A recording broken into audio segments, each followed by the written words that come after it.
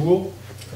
Je remercie le comité d'histoire de la ville de Paris de m'avoir sollicité pour cette conférence au sujet des jardins parisiens, dont j'avoue j'avais une connaissance assez superficielle avant de m'y intéresser pour l'occasion.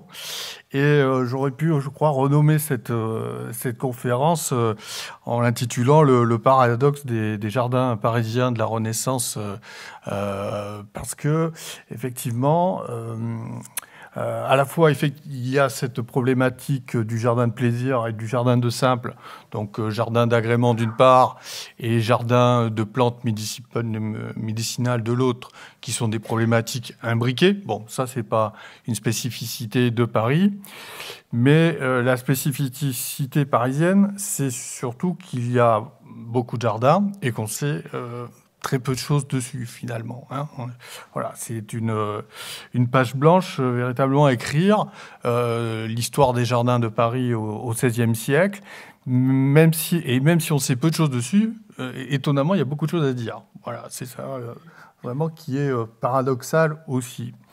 Donc, pour commencer, je vous propose de voir rapidement à quoi ressemblait Paris à cette époque, et je vais passer rapidement sur ce chapitre parce que je suppose que parmi vous, il y a déjà des personnes averties.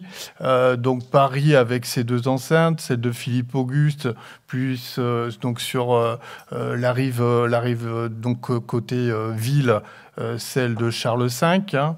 Voilà, donc Bogino diapo où on montre ça plus nettement. Ces faubourgs, donc un habitat assez dense. En même temps, on le verra aussi, des hôtels particuliers.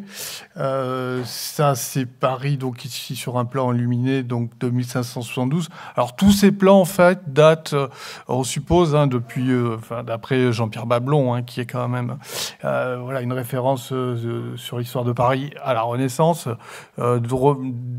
Ont été établis à partir d'un plan qui date de 1530, en fait. Hein. Voilà. À chaque fois, voilà, chaque dessinateur rajoute quelques éléments assez importants, mais il n'y a pas des modifications, des fois, de détails qui seraient souhaitables au fur et à mesure de la modification de la ville. Hein. Donc à cette époque-là, vous voyez qu'il n'y a pas encore les Tuileries, hein, qu'on attendrait par là. Bon, on va en reparler un peu plus longuement des Tuileries, évidemment, après. On voit que ici, du côté du Temple, on a intramuros des espaces de jardin importants. On en trouve aussi. Alors, ce qui est le plus vert, hein, finalement, c'est aussi, et ce qui est le moins exploré de tout, c'est ce qui entoure toutes les abbayes, hein, Saint-Germain-des-Prés, Sainte-Geneviève, voilà, Saint-Victor, qui ont des espaces extrêmement étendus de jardins, dont on sait absolument rien. Enfin, en tout cas, il n'y a pas de publication. Il y a vraiment des recherches à faire à ce sujet-là. Donc le plan de Saint-Victor ici vers 1550, qui est reconnu pour être détaillé, mais c'est qu'il a été retrouvé à l'abbaye de Saint-Victor, mais en fait le plan qu'on utilise, c'est une copie du XVIIIe siècle. Voilà, après ce plan de début 17e aussi, qui est intéressant, hein, parce que des fois les plans sont publiés à une date, mais ils ont été dessinés à une autre, parce que représenter une ville comme Paris, ça peut prendre 10 ans, 20 ans, hein, avant de pouvoir finaliser un document. Et la fameuse vue de Mathieu Mérian, donc 1615, cette fois les Tuileries sont là, voilà. Hein, et vous verrez qu'il y a autre chose en face dont on sait absolument rien. Voilà le même plan enluminé. Donc les jardins de plaisir, donc on voit ici nos trois enceintes. Hein, celle-ci, il y a des enceintes aussi, on va dire précaires autour des faubourgs, hein, parce que en 1560 notamment, il y a les protestants, l'armée Coligny qui est aux portes des faubourgs de ce côté-là de la ville. Donc un grand nombre d'hôtels hérités du Moyen-Âge. Donc là, vous avez ici une infographie donc sur l'Atlas de Paris, un site que je vous recommande sur Internet qui est assez bien documenté et en tout cas très bien illustré. Donc ces hôtels parisiens, donc aristocratiques, qu'on trouve sur les deux berges de la Seine, donc aussi bien côté de l'université, côté de la ville et puis la cité. C'est les trois parties traditionnelles de la division de Paris à cette époque-là, héritée du Moyen-Âge. Donc ces hôtels particuliers étaient dotés de jardins et qui, au début du XVIe siècle, jusque même certainement au milieu du XVIe siècle, avaient un aspect encore très médiéval. Voilà. Donc ça, on va avoir un petit peu ça en photo. Donc voilà, le blason du jardin, donc ce poème de Corrozet, qui est une sorte de chroniqueur et poète parisien, qui est une sorte de people littéraire de ces années-là, voilà, nous décrit, qui est aussi l'auteur d'un blason du Téton, pour l'anecdote, nous décrit ici avec en vers, et il illustre de façon emblématique à quoi ressemble un jardin encore en 1550. Donc vous voyez, c'est un enclos,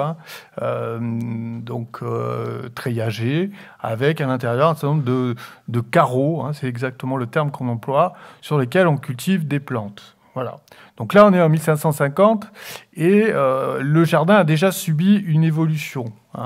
Parce que là, on est au début du XVIe siècle et vous avez ici, quand vous tapez sur Internet jardin médiéval, cette miniature donc est conservée à la BNF qui apparaît. Donc c'est une illustration donc de David et Bethsabée, de ce fameux mythe. Et vous avez... non, c'est Suzanne et Villard, excusez-moi. Et vous avez donc vraiment la typologie qui caractérise le préau médiéval. Donc le préau médiéval, c'est quoi? C'est un parterre herbeux, artificiel. Il faut savoir que c'est pas une herbe qui pousse toute seule. Alors c'est pas du gazon en plaques, mais on va collecter des modes de gazon. On a ça qui est bien décrit dans la maison rustique de Charles-Estienne, qu'on va prélever dans des champs, et qu'on va taper au sol avec un fléau, et puis on va obtenir comme ça un parterre de gazon régulier. On a des bancs, on a tout un mobilier. On a ce qu'on appelle un vergier, en fait. Donc un vergier, c'est le mot francisé du latin viridarium. Le viridarium, c'est quoi? Qu'on trouve dans les sources néo-latines médiévales. C'est le salon de verdure. Donc on reproduit à l'extérieur la typologie, comment dire, les formes de ce que l'on trouve à l'intérieur d'un palais. Donc des treillages fleuris, on peut avoir des tapisseries fleuries, des tapisseries qu'on appelle des verdures à cette époque-là. Au niveau du végétal, là, vous reconnaissez sans doute des œillets, les roses centifolia, roses de Provins, roses gallica, qui sont caractéristiques de cette époque-là. Donc une palette végétale limitée et très proche des plantes sauvages, en fait. Voilà.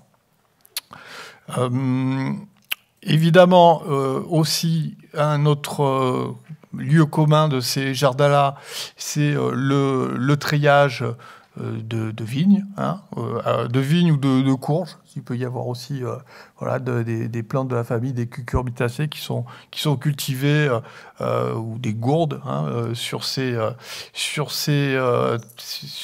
appuis-là, qui, vous voyez, là aussi, peuvent être extrêmement ornés et décorés. Évidemment, tout ce matériel-là a disparu. Il reste très peu de choses en bois, et d'autant plus s'ils étaient en extérieur. Donc on passe du préau au jardin au parquet, en fait. Ce dispositif porte ce nom-là. Donc, on le comprend aisément, hein, parquet, petit parc, hein, voilà. Donc, entouré de ce qu'on appelle un accoudoir, hein, à cette époque-là, qui peut être orné de certaines sculptures. Par exemple, pour l'archevêché de Rouen, on a des attestations de têtes de lion, des têtes de figures fantastiques sur les boiseries qui entourent ce parquet. Et à l'intérieur, on a simplement compartimenté le gazon du préau, hein, où à l'intérieur desquels on va trouver des pensées, des pâquerettes, donc des choses, encore des soucis, hein, voilà, soucis des prés, qui sont très proches des plantes sauvages.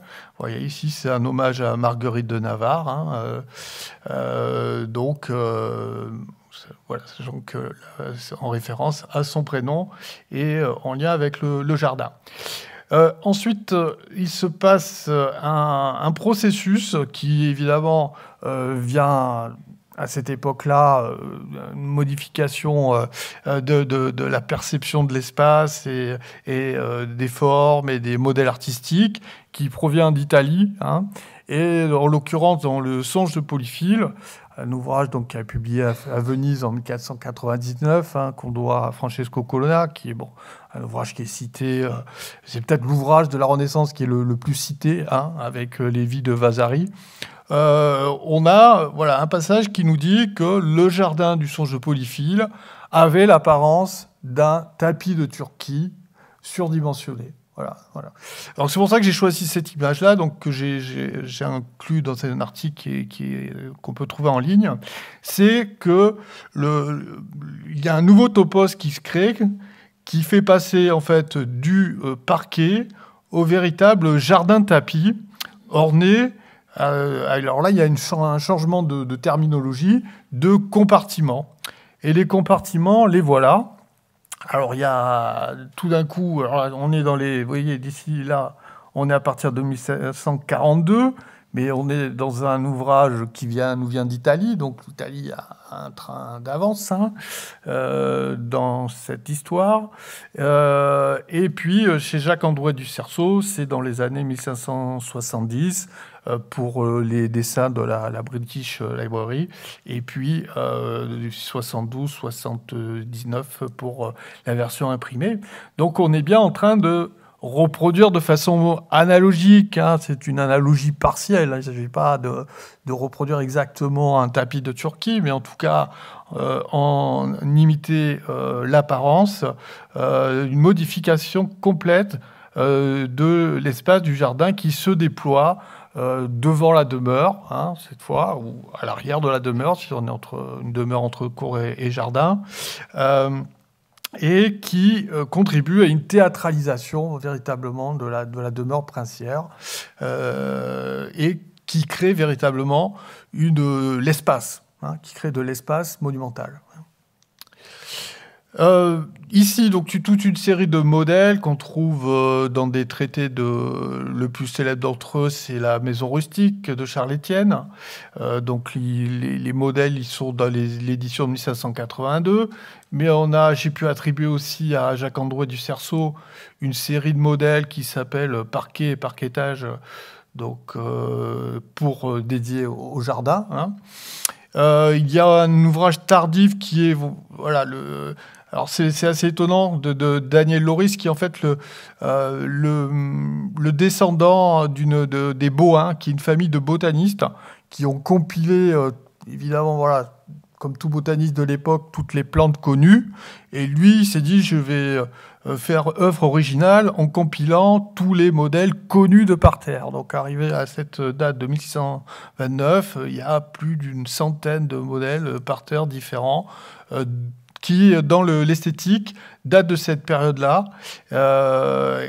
Et on va voir qu'il est un peu anachronique parce que, en fait, en 1629, la forme des parterres a déjà changé. Effectivement, elle a changé à partir, en fait, probablement la date qui a été cruciale, c'est 1608, le grand hiver de 1608, où tous les cyprès du Louvre et des Tuileries ont gelé. toutes ces plantes méditerranéennes, donc je vous ai pas parlé des plantes qui servaient à faire ces formes, hein, ce sont des plantes pour la plupart issues de la famille des Lamiacées, donc c'est des plantes méditerranéennes, c'est la lavande, le romarin, l'hysope. L'hysope apparaît beaucoup dans les traités. C'est pas une plante très spectaculaire, elle est pas plus du tout cultivée en ornement, mais bon, si on se promène en garrigue, on la trouve assez fréquemment. Ce sont des plantes aromatiques. Ce sont des plantes médicinales. Donc ce jardin d'apparat, c'est pour ça que je vous disais, il y a voilà, des limites qui sont très, très perméables entre les catégories, sont aussi des jardins médicinaux. Hein. Alors médicinaux pour des préparations médicinales, hein, ces plantes simples, on les appelle simples parce qu'on peut les utiliser sans les mélanger. En fait, hein, quand on boit une tisane, on met un peu de tilleul et ça suffit. Voilà. Alors que les produits chimiques du paracétisme, donc de l'alchimie, hein, sont des concoctions, des mélanges. Voilà. Alors que les plantes, à l'origine, hein, on les utilisait seules, en préparation. Et là, il y a un changement avec donc l'hiver. Ces plantes méditerranéennes, évidemment, vont souffrir du froid. Et on va les remplacer par le buis, hein, qui depuis est la plante, malgré qu'en ce moment on ait des gros problèmes avec le buis, hein, que tout le monde connaît, et la plante des jardins classiques, dits à la française, hein, mais bon, à la française, je ne vais pas vous parler des jardins à la française s'intituler parce que je parlerai que d'une heure entière de cela, qui n'est pas tout à fait adéquat, mais bon, qui permet quand même de fixer quelques idées.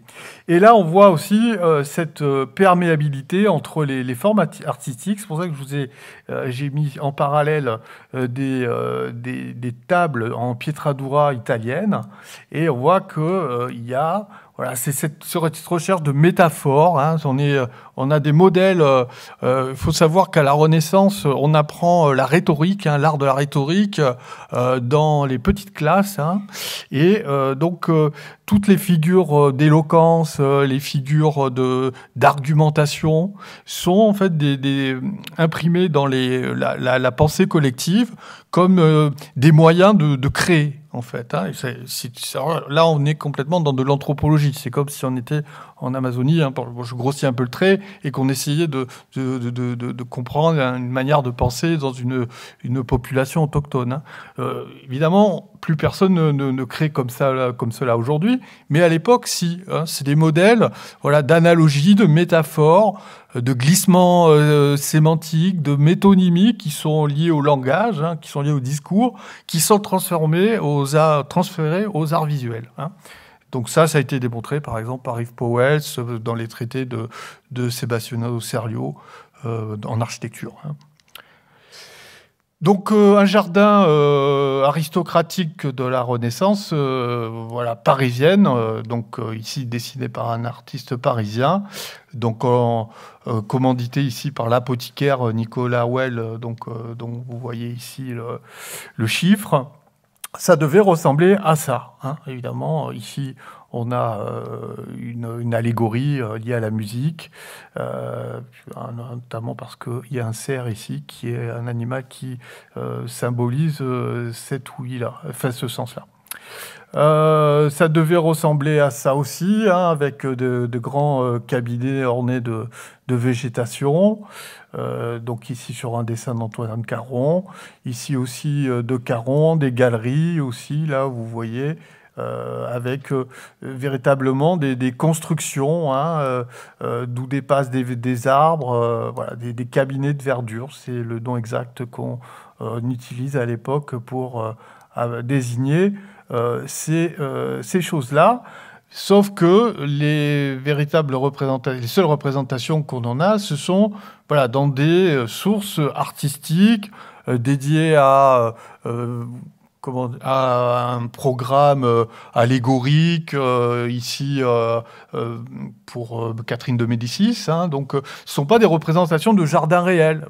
Voilà, on peut seulement se dire que ça devait être comme ça dans les jardins, puisque les artistes les ont représentés dans des œuvres d'art qui ne représentent pas des jardins réels, en tout cas identifiés de façon claire, en tout cas. Alors, maintenant, j'ai essayé de faire un zonage de Paris et de voir un petit peu quels étaient les différents jardins et voir un petit peu leur évolution.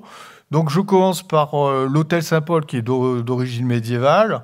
Hein, voilà. Alors l'hôtel Saint-Paul, c'est à partir de Charles V hein, qu'il est habité. C'est un ensemble de palais qui sont assemblés les uns aux autres, reliés par des galeries, avec entre ces palais un certain nombre de préaux. Hein. Il n'y a pas une construction ordonnancée, un plan massé comme on peut s'y attendre pour ce qui arrivera plus tard. Mais l'hôtel Saint-Paul, donc, voilà, il reste voilà cette illustration de l'hôtel de Sens qui appartenait à ce complexe-là. Donc, je l'ai mis, qui est une illustration tardive, hein, qui date du 18e. D'ailleurs, vous voyez que le jardin, là, il a été refait en broderie de buis. Mais par contre, l'hôtel lui-même, c'est bien un hôtel gothique de 14e, 15e siècle, sans équivoque. Et le jardin d'origine, jardin clos, hein, eh bien, sans doute le jardin de la fin du Moyen-Âge ou du début de la Renaissance, mis à part ce tracé de parterre. Donc cet hôtel-là appartenait à l'hôtel Saint-Paul, qui va être abandonné à un moment donné, hein, pour le Louvre, en l'occurrence, et Tournelle. Le jardin du roi, fameux jardin du roi, qui n'est pas jardin du roi, en fait, qui se trouve à l'extrémité de l'île de la Cité, hein, qui aujourd'hui est occupé par la place Dauphine, hein, à partir du moment où on a créé le Pont-Neuf sous Henri IV, place Dauphine. Et c'est le Parlement de Paris qui se trouve à cet endroit-là. Donc, ce jardin-là, c'est le jardin du Parlement. Bon, il porte le nom du jardin du roi, mais on ne sait pas très bien quel rapport, en tout cas au XVIe siècle, il y a avec le roi de France et ce jardin. Hein. On sait qu'à un moment donné, on suppose que Jean Robin, un fameux botaniste, y a travaillé, hein, mais c'est déjà deuxième partie du XVIe siècle. Il a cultivé notamment des tulipes. Alors, je pourrais vous parler des tulipes, l'arrivée des bulbes aussi. C'est un événement assez important. Mais on sait quasiment rien là-dessus. On suppose que c'est le jardin aussi où Saint-Louis, sous son arbre de justice, voilà, se trouvait là. Mais c'est le jardin qu'on voit d'ailleurs le plus sur les plans que je vous ai montrés tout à l'heure, mais on n'en sait quasiment rien. Voilà, donc d'autres représentations. Alors, il y a la forme typique du jardin, par contre, des fins Moyen-Âge, début Renaissance, hein, avec ces promenoirs avec des couverts de treillage, et au milieu, des parterres couverts d'herbes, plantés d'arbres fruitiers. Voilà, donc un mélange aussi entre c'est pour ça que le verger est devenu le jardin arboricole, hein, c'est que va avoir des arbres fruitiers, hein, et pour leur floraison, on va voilà, les apprécier aussi pour l'agrément, pas simplement pour les productions fruitières. La véritable différenciation potager, alors il y en a dans les abbayes, il y en a qui sont plus anciennes, hein. Le phénomène est plus précoce. Mais la différenciation entre jardin de ménage et donc jardin de rapport, hein, et jardin d'agrément, on la trouve vraiment nettement chez Olivier de Serres, donc, qui publie donc, son théâtre d'agriculture en 1600. Avant, c'est très imbriqué. On a parlé tout à l'heure des plantes médicinales. Aussi, pour les plantes médicinales, parenthèse, l'importance de ces plantes est aussi liée à leurs propriétés prophylactiques, hein. C'est-à-dire que le fait de les avoir, on a des senteurs, et vous savez qu'il y a des épidémies de peste, en l'occurrence à cette époque-là, et posséder un jardin avec des plantes médicinales, même si elles ne sont pas toutes faites pour faire des préparations, ça a vocation à purifier l'air, hein, ça on le sait déjà, et on orne ces jardins, avant le grand froid de 1608, de ces plantes-là, pour ça. Et même d'ailleurs par rapport au buis, hein, il y a des superstitions par rapport au buis, qu'il est malodorant, qu'il y a des serpents qui naissent spontanément à l'intérieur du buis. Enfin, il y a des choses. On n'appréciait pas du tout le buis avant le grand froid, hein, et le pragmatisme d'Henri IV, c'est bien connu, qui s'est dit, ben voilà, le buis, il permet de sculpter véritablement plus facilement que la lavande ou le romarin. Et même s'il a une petite odeur un peu bizarre, il va me permettre de faire des grandes parterres avec son jardinier Claude Mollet, voilà, qui est connu pour avoir inventé, entre guillemets, ces parterres-là. Donc on verra on verra la différence dans d'autres illustrations. Donc ici l'infographie qui nous résume tout ça. Donc le Louvre et les Tuileries, donc vers 1530, le Louvre est là, hein, et ce qui va être les Tuileries, c'est par là. Donc il n'y a pas à ce moment-là encore de jardin princier véritablement de façon explicite aux abords du Louvre. Donc c'est François Ier qui décide de venir habiter au Louvre quand il revient d'Espagne de sa captivité suite à la bataille de Pavie, hein, où il s'est fait emprisonner par Charles Quint. Après avoir séjourné en Espagne, il décide de résider entre Fontainebleau et Paris. Et donc le Louvre va devenir sa résidence. À partir de 1547, il y a l'aile Renaissance du Louvre qui va être créée, hein, par Pierre Lescot. Il y a aussi des hôtels aristocratiques en face, hein, l'hôtel d'Alençon, l'hôtel de Bourbon, qui vont appartenir à un moment donné au roi Henri III, qui, vous voyez, sur ce plan, semble être aménagé en verger, hein, ou vergier, comme je vous l'ai montré à l'instant. On les voit un peu mieux. Alors c'est un plan tardif, mais on voit cet environnement là autour un peu avant Saint-Germain, l'Auxerrois, d'hôtels particuliers, hein, avec les jardins. Et là, cette fois, donc bon, il y a bien le jardin du Louvre qui se trouve là, hein. Et vous n'avez pas encore le grand dessin d'Henri IV qui va relier le Louvre aux Tuileries, hein, avec la grande galerie. Alors ça, ce plan, il est extraordinaire. Pourquoi? Parce que c'est un modèle c'est un projet pour le Louvre. Voilà, un projet pour le Louvre par l'architecte Sebastiano Serlio, dont on a vu des parterres tout à l'heure. Donc, enfin, supposé être pour le Louvre, hein, qui s'appelle Palais à suite de cour. Et on voit vraiment quelle est la modernité de cet architecte, hein, voilà, des années 1540, hein, qui veut créer un véritable palais monumental à l'italienne, constitué d'une série de cours et puis d'un jardin, vous voyez, qui fait déjà penser au jardin du Luxembourg, hein, avec cet exèdre à l'extrémité et ces séries de compartiments, hein. Donc c'est le mot qu'il emploie, compartimento, ou compartimenti, dans ses traités. Ici, on a l'inauguration par notre ami Gilles Corrozet de la création du jardin des Tuileries, donc par Catherine de Médicis, donc qui va poser la première pierre en 1566.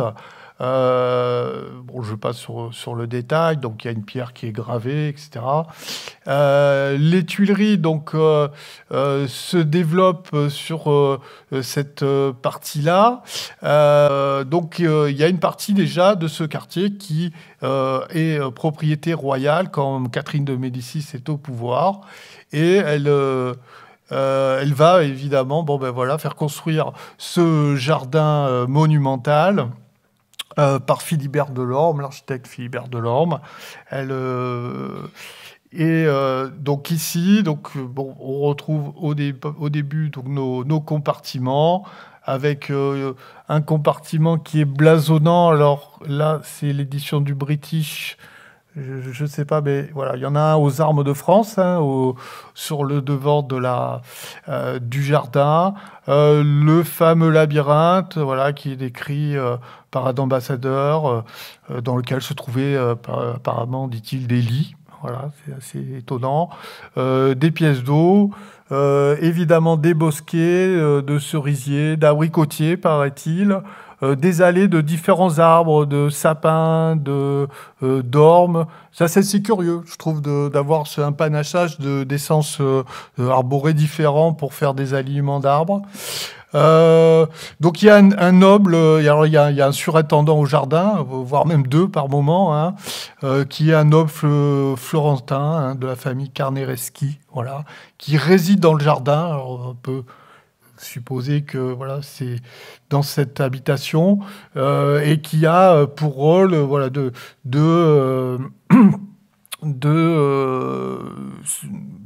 comment dire, d'organiser son entretien, son évolution. À l'extrémité, vous avez un exèdre parce qu'on se trouve à l'extrémité d'un bastion, hein, parce que à cette deuxième partie du XVIe siècle, des fortifications sont élevées à cet endroit-là. Hein, et voilà, on n'est pas on est quand même dans un jardin périurbain. On n'est pas certains ont tendance à dire que les Tuileries, c'est une villa italienne. C'est pas tout à fait ça, hein, du fait de la présence de ces fortifications qui, en fait, s'inscrivent dans les fortifications dites des terres jaunes, hein, parce qu'elles ont été élevées. Voilà, elles ont fait décaisser, elles ont permis de décaisser de la terre de couleur jaune qu'on appelle de sablon.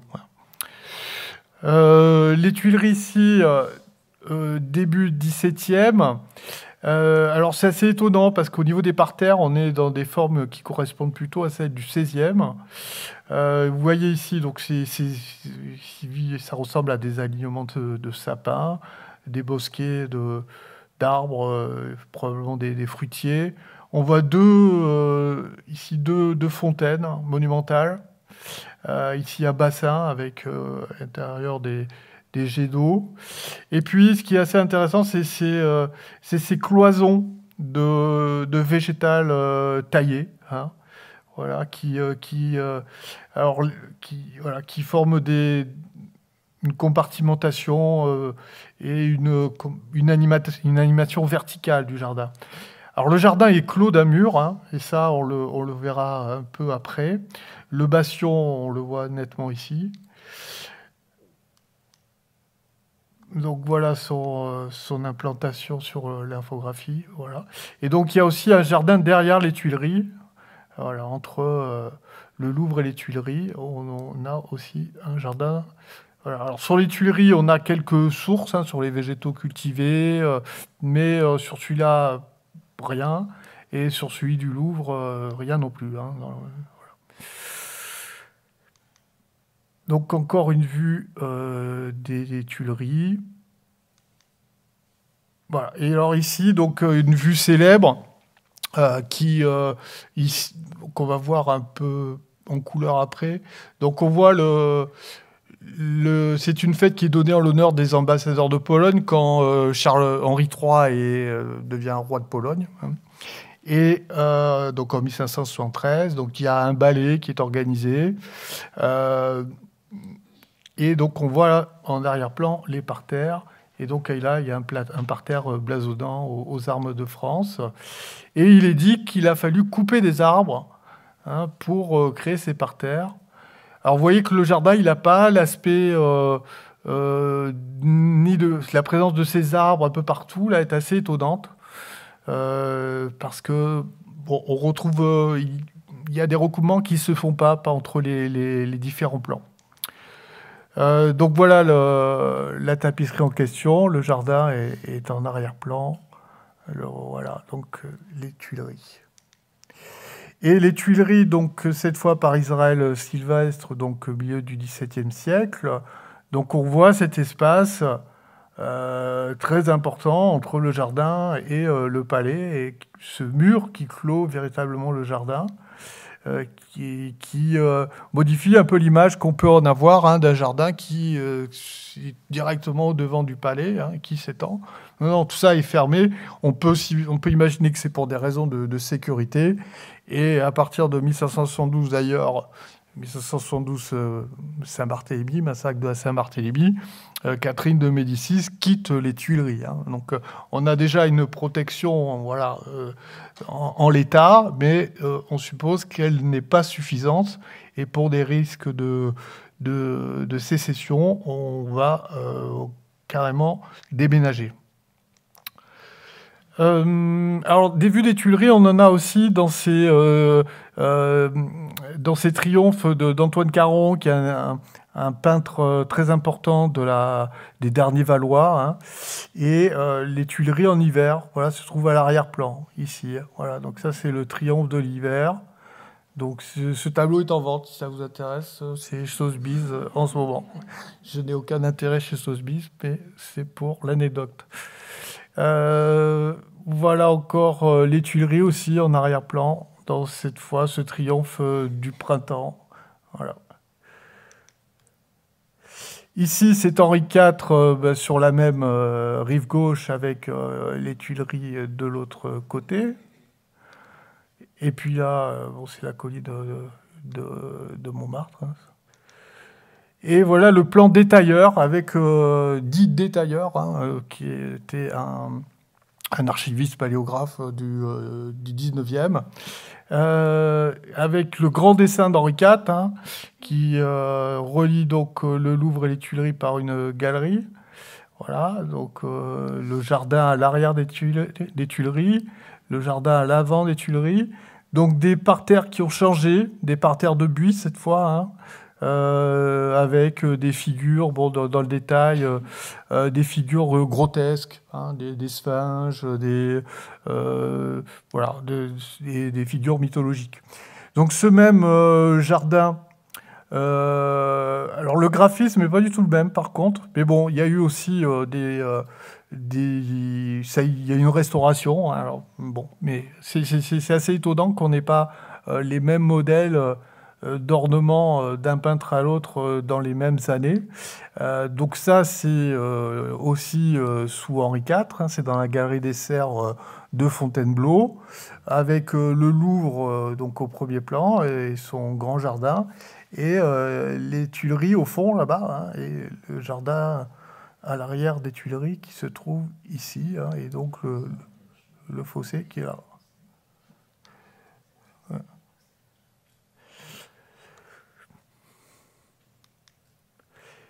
Donc ici, je vous ai mis un poème, voilà, parce que à cette période-là, voilà, donc ce Claude Gaucher, qui est un poète rustique, hein, qui a même fait un ouvrage dédié, rempli de poésie rustique, inspiré de Virgile et d'Ovide, et qui nous parle d'un labyrinthe en bord de Marne, et un labyrinthe donc qui est formé de cyprès, sauf que, ben, voilà, comme je l'ai noté ici, en 1608, plus de cyprès à Paris, c'est terminé. Hein, voilà. Donc c'est pour ça aussi que je pense que le plan qu'on a vu tout à l'heure de Mérian, avec ses cloisons dans les Tuileries, devait être les fameuses parues en 1615, vous voyez, à quand même 7 ans d'intervalle, pouvaient représenter ces cyprès qui ont subi le gel. Alors après 1608, donc ça c'est une archive qui a été mise en évidence par Aurélien Rostaing. Vous avez donc des parterres de broderie. Donc là on a dans les archives une des premières attestations et une description donc des broderies. Donc ça s'appelle explicitement broderie, hein, avec des gloires, 4 fleurs de lys, des cœurs, voilà. Et tout ça seront de buis, voilà. Et c'est le jardin de la galerie du Cerf qu'on a vu tout à l'heure. Enfin, en tout cas, le type de jardin qu'on a vu tout à l'heure, il ressemblerait. Dans ce même quartier, et très près, juste à côté du Petit Palais, hein, vous avez le cours La Reine. Aujourd'hui, voilà, une promenade parisienne bien connue qui se trouve complètement environnée d'une urbanisation voilà, haussmannienne, hein, qui est la première promenade arborée parisienne. voilà, qui date de 1110 environ.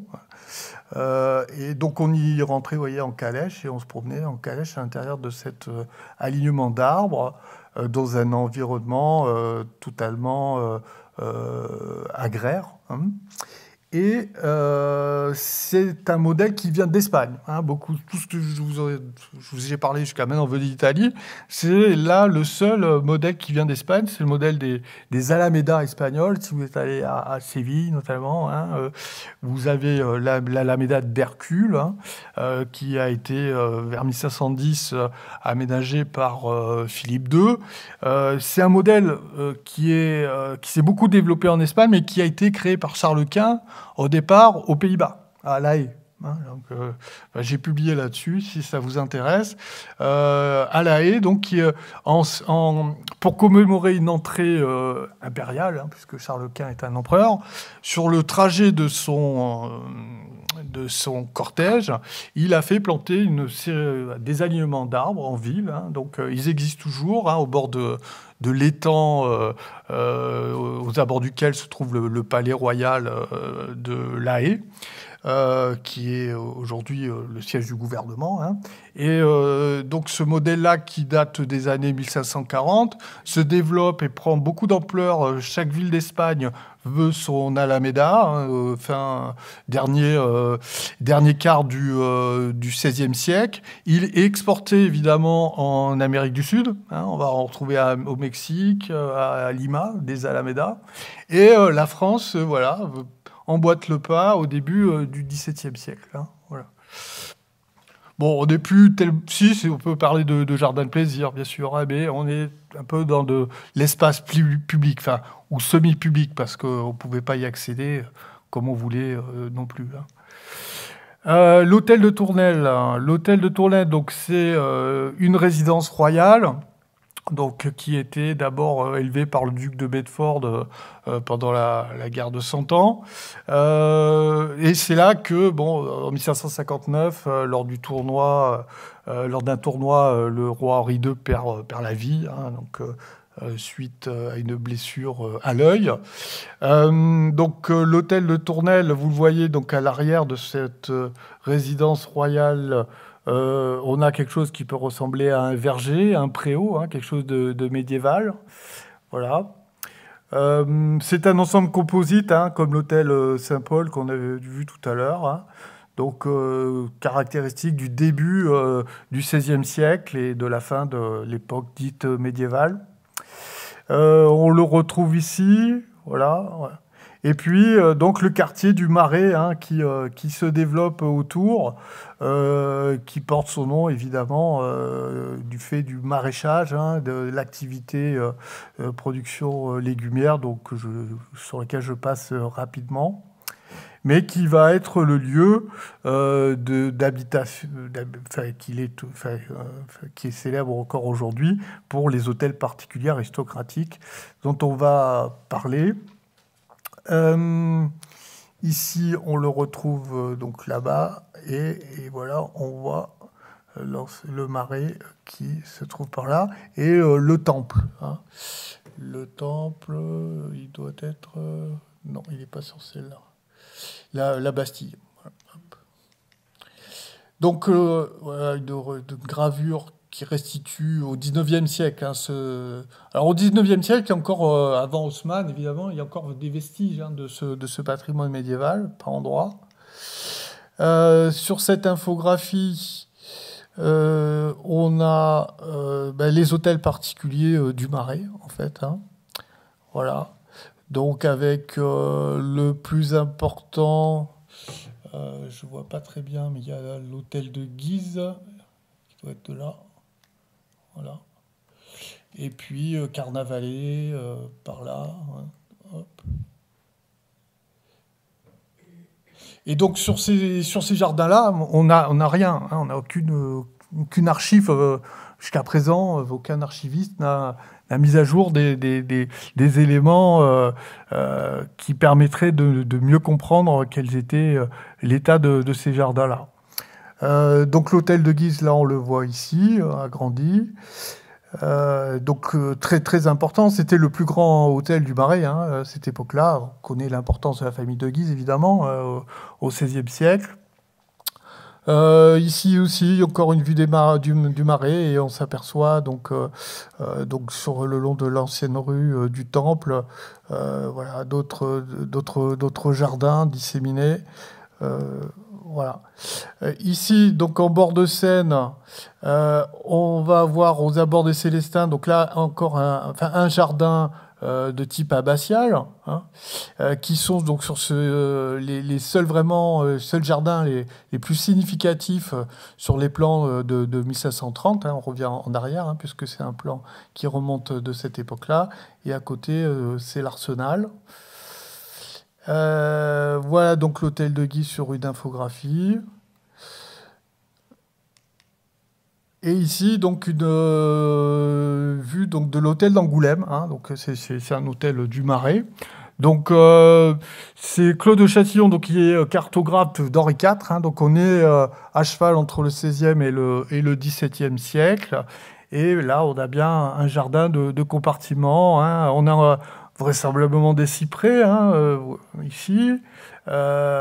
Donc, il a des plantes, probablement des plantes méditerranéennes. On est encore sur le modèle du jardin d'avant le grand hiver du début XVIIe siècle. Ici, donc, le temple est là. Et le temple, donc, il y avait un jardin aussi, hein, voilà, qui est attesté, dont on ne sait pas grand-chose. Il y a une gravure d'Israël Sylvestre, je vous montrerai tout à l'heure. Voilà. Je passe un peu vite. Donc, voilà le jardin du temple. Ici, donc, bon, alors j'ai trouvé des descriptions de jardins, hein, même s'ils ne sont pas de personnalités célèbres. Hein. J'aurais bien voulu trouver des archives des Guises, des Bourbons, des Montmorency. Mais non, bon, c'est un personnage mineur dont il s'agit ici, dont j'ai d'ailleurs oublié le nom, hein, Valet-Chambre du Roi, voilà, Jean de Lisieux. Par contre, on a des informations assez détaillées sur son jardin, donc ça date de... on est autour de 1540, si je ne fais 46, merci. Et voilà, des courges, des gourdes, des œillets, de la marjolaine, du thym, donc c'est du thym. Des semences requises pour le jardinage, voilà, de la marjolaine. Donc on est vraiment, vous voyez, comme je le disais tout à l'heure, dans les plantes méditerranéennes aromatiques. Hein, voilà. Voilà, alors des fruits, des herbages. On est étonné aussi hein, qu'il y ait... alors, enfin, herbage, ça peut être aussi des herbes potagères. Hein, voilà, c'est pas forcément des herbages pour les bêtes enfin les chevaux. Hein. Là, il y a, en termes lexicographiques, il y aurait une enquête à faire. Est-ce qu'il s'agit... parce qu'on est étonné, des fois, dans des jardins, il y a vraiment des endroits qui sont réservés à des choses très utilitaires qu'on trouverait vraiment dans un contexte rural, même en ville. Hein. Donc là, herbage, est-ce que c'est des plantes potagères ou est-ce que c'est véritablement des herbes médicinales aussi? Donc bon, là, il y a un petit... de l'artichaut. Alors l'artichaut, voilà, plante introduite avec Catherine de Médicis, d'origine italienne. Les pompons, donc ce qu'on appelle les pompons, c'est les courges, les citrouilles, voilà, à cette époque-là. Voilà. Et puis les rosiers, évidemment, incontournables. L'aspic, c'est une lavande. Voilà. Donc on a ici quand même une image assez évocatrice de la palette végétale de ce jardin-là. Ici, donc, on est près de la place Maubert. Alors, entretenir les allées, planter autour du muscat. Voilà, là, on a des espèces de raisins. Et donc, le muscat, même si on est dans un jardin, des framboisiers, des rosiers, des groseilliers. Voilà, donc on est dans un jardin fruitier, mais on a aussi des rosiers donc pour la décoration. Et voilà. pour les plantes qui apparaissent dans cette archive-là. Voilà, ici des violettes de Mars. Ça, c'est la violette est toujours très appréciée. Voilà, donc bon, voilà, il y a des plantes dont le nom est explicité là en latin, voilà, dans la nomenclature en vigueur. L'hôtel de Soissons, donc l'hôtel de Soissons, c'est donc l'hôtel où va résider Catherine de Médicis après 1572, hein, donc qu'elle fait édifier. Donc on a une vue ici de l'hôtel de Soissons.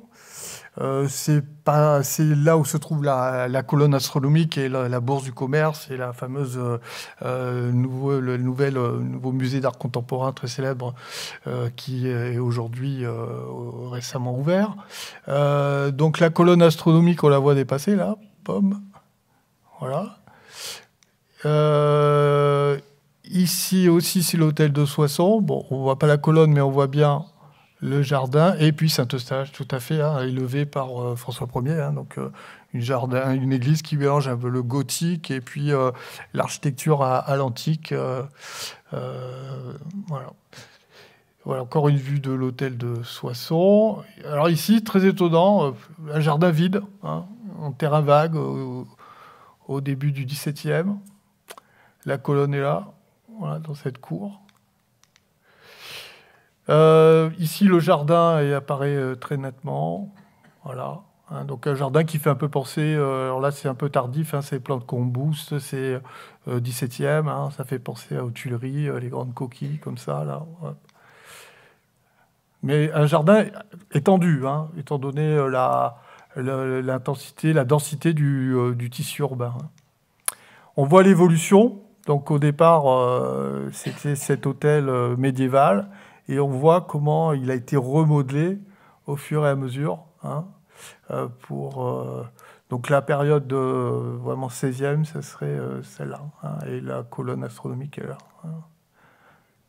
Donc on pouvait y monter à partir d'un corps de bâtiment, on y montait par l'intérieur. Alors, de l'autre côté de la Seine, rive gauche, il y a des choses intéressantes. Il y a déjà un très bel hôtel médiéval, l'hôtel de Nesle, avec une galerie médiévale, la plus belle galerie parisienne, hein, qui est le Grand Nesle et le Petit Nesle, ici, et puis l'abbaye de Saint-Germain-des-Prés, donc avec aussi de jardins très importants. On voit ici la galerie, qui est, bon, on voit sur ce plan... Voilà, un peu simplifié, hein, mais on en mesure l'importance. Et donc la porte de Nesle, donc là, on sort des fortifications. Ici, de ce côté-là, c'est Philippe Auguste, pardon. Hop, donc dans ce quartier, donc on a Saint-Germain-des-Prés qui est là, et l'hôtel de la reine Marguerite, voilà, qui va être élevé à cet endroit-là, et qui va être l'hôtel, donc à la fin du 16e, début 17e, de la reine Margot, hein, Marguerite de Valois, donc fille de Catherine de Médicis, qui, après avoir été en captivité un grand nombre d'années en Auvergne, revient à Paris et fait élever cet hôtel en rasant d'autres, hein. Donc qu'on va voir plus précisément sur d'autres plans. Et puis un grand jardin, donc on est en face des Tuileries, exactement. C'est parallèle aux Tuileries du point de vue de la Seine. Et on ne sait rien du tout de ces jardins-là non plus. Voilà. Donc on voit l'hôtel de la reine Marguerite. C'est l'école des Beaux-Arts actuellement. Hein. Il reste cette chapelle, cette rotonde d'hôtel des Louanges. Louis XIII a tout fait raser. Voilà, à la mort de Marguerite de Valois, il fait tout raser. Et on voit l'importance de ces jardins dits de la reine Marguerite qui s'étendaient ici, rive gauche de la Seine, hein, et qui ont eu une durée de vie très limitée, hein, entre 15 et 20 ans maximum. Hein, voilà. On en voit encore ici la représentation. Dans ce secteur-là, on a cet hôtel particulier, donc le hôtel de Nevers, voilà, représenté par Châtillon. Et là encore, Châtillon nous montre des jardins qui ne sont pas encore ornés de broderies, on va dire, de grandes parterres de broderies de buis, hein, mais probablement ici, vu le tracé assez géométrique, hein, parce qu'on n'arrive pas à voir la finesse des formes. Et puis en plus, on fait des parterres plus petits, hein. Les parterres de Claude Bollé sont dits par grande voyelle, hein, c'est ceux que vous avez vus dans la galerie du Cerf, ils sont monumentaux, hein. Là, on a des choses qui sont 4 à 5 fois plus petites, hein, et on le voit par rapport aux ouvertures de baies, etc., hein. Voilà, s'il y avait ici un parterre de type après post-1608, vous en prenez 4 d'un coup et vous avez un parterre entier, hein, voilà. Et donc, voilà. On voit la taille des personnages aussi. Ici, le projet du palais de Chaillot. Projet très intéressant, parce que très antiquisant, parce que là, on a une cour en forme d'hippodrome. Là, on est dans les descriptions de villas italiennes de type celle de Pline le Jeune, donc qui descend, voilà, vers la Seine, et les parterres se trouvent là, et on descend après vers un verger. Donc c'est écrit en italien, parce que Dupeyrac, bien qu'il soit français, a séjourné longtemps en Italie, et on lui doit une vue très célèbre de la Villa d'Este, que vous connaissez peut-être, et un plan de Rome aussi, hein, d'Étienne Dupeyrac. Donc voilà, alors le palais de Chaillot, il n'a pas été finalisé tel que le plan de Dupeyrac le montre, mais voici comment à quoi il ressemble sur cette vue, cette gravure d'Israël Sylvestre. Alors, je vous ai dit beaucoup de choses sur les jardins de plaisir, je crois, et que pour les jardins des simples, il faudra me faire revenir, peut-être. Voilà, donc peut-être rapidement, les jardins de simples, en 2 mots. On a le jardin, certainement un jardin à côté de la faculté de médecine, hein, où il y a ce robinier qui date certainement de fin du XVIe siècle, hein, porté par Jean Robin, le fameux Jean Robin dont on parlait tout à l'heure. Donc ça se trouvait en face de l'Hôtel-Dieu. Hop, je passe rapidement ici. Voilà, après, ce qui est donc Pierre Cutte, donc ici représenté par un François Clouet, donc qui est au Louvre, un apothicaire très important, qui avait son jardin à côté de l'hôtel de Montmorency dans le Marais, voilà, du côté du temple. Ensuite, les premières académies scientifiques, littéraires, elles se passent au Faubourg Saint-Marcel, donc autour de la rue Mouffetard d'aujourd'hui, hein. Et là, vous aviez le jardin de Jacques Gauri, qui était traducteur de Machiavel, qui a été traducteur de Tite-Live, donc un grand humaniste, paracétiste, et donc qui a initié vraiment un mouvement qui a conduit et qui était d'ailleurs en rapport avec les membres de la famille de la Brosse, hein, qui a créé le Jardin des Plantes plus tard, autour de 1630. Donc c'est pas loin de ce quartier-là, hein. Là, on est à Saint-Marcel. Le Jardin des Plantes, c'est Saint-Victor, c'est juste à côté. Donc jardin très important. Qui est décrit ici, et qui, assez étonnamment, vous voyez qu'il y a, on voit que le parterre est entouré de pavillons, comme tout à l'heure, qui comparent à des donjons, à des tourelles. Enfin, ça ressemble à un jardin aristocratique, à un jardin de plaisir. On y joue, enfin voilà. Mais malgré tout, c'est un des premiers jardins où on cultive le tabac, voilà, qui était extrêmement apprécié par Catherine de Médicis pour ses maux de tête. Et puis là, voilà l'extraordinaire jardin aussi en tout cas en termes de projet, de l'apothicaire Nicolas Well, donc qui se trouvait au faubourg Saint-Marcel. Donc c'est resté un projet parce qu'il a eu énormément de déboires. Et là, vous avez une apothicaillerie. Donc ça avait une fonction philanthropique. C'est des orphelins qui étaient ici et qui devaient être ici formés à devenir apothicaires. Les anciens soldats apprenaient la musique, les veuves apprenaient le grec. Enfin, c'était un projet complètement utopique des années 1583. Et donc, voilà à quoi ressemblait par terre. Et puis, j'ai fini, en fait. Voilà. Merci.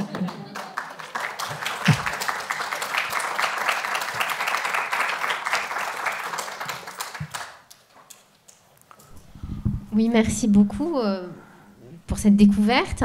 Pardon de vous avoir pressé, mais c'est aussi pour laisser un petit peu de temps pour les questions à la salle, qui, je suis sûre, ne manquera pas d'en avoir. Donc, pour une question... Voilà. Oui, bonjour monsieur, merci.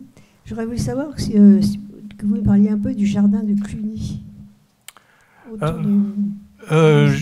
J'ai pas d'informations sur le jardin. Effectivement, l'hôtel de Cluny. On aura une conférence Ouais. d'Elisabeth Antoine sur les jardins médiévaux. Oui. Et je pense qu'elle parlera du jardin de Cluny. Elle sera plus à même que moi. Oui. D'autres questions ?